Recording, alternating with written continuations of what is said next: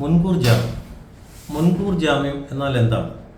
അതായത് നിങ്ങൾക്ക് കോടതിയിൽ നിന്ന് ഒരു സമൺ വരികയോ വാറണ്ട് വരാനുള്ള സാധ്യതയുണ്ട്, അറസ്റ്റ് ചെയ്യപ്പെടാനുള്ള സാധ്യതയുണ്ട് എന്നുണ്ടെങ്കിൽ ഒരു ഉറപ്പിന് വേണ്ടിയിട്ട്, അതായത് അറസ്റ്റ് ചെയ്യാതിരിക്കാൻ വേണ്ടിയിട്ട് നിങ്ങൾ ജില്ലാ കോടതിയെയോ ഹൈക്കോടതിയോ സമീപിച്ച് മുൻകൂർ ജാമ്യത്തിന് അപ്ലൈ ചെയ്യാവുന്നതാണ്.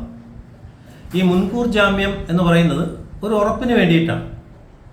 അപ്പോൾ ചിലപ്പം ഹൈക്കോടതിയല്ല ഹയർ കോടതി, അത് ഹൈക്കോടതി ആവാം, ഹൈക്കോടതി ഉടനെ കക്ഷിയോട് പറയുന്നത് നിങ്ങൾ താഴെയുള്ള ജില്ലാ കോടതിയിലോ പോയി നേരിട്ട് സറണ്ടർ ചെയ്ത് ജാമ്യം വാങ്ങിച്ചു കൊള്ളാൻ പറയും.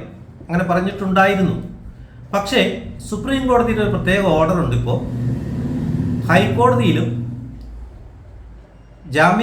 മുൻകൂർ ജാമ്യത്തിന് പോകുന്ന ഒരാൾ കീഴ്ക്കോടതികളിൽ പറഞ്ഞയക്കാൻ പാടില്ല.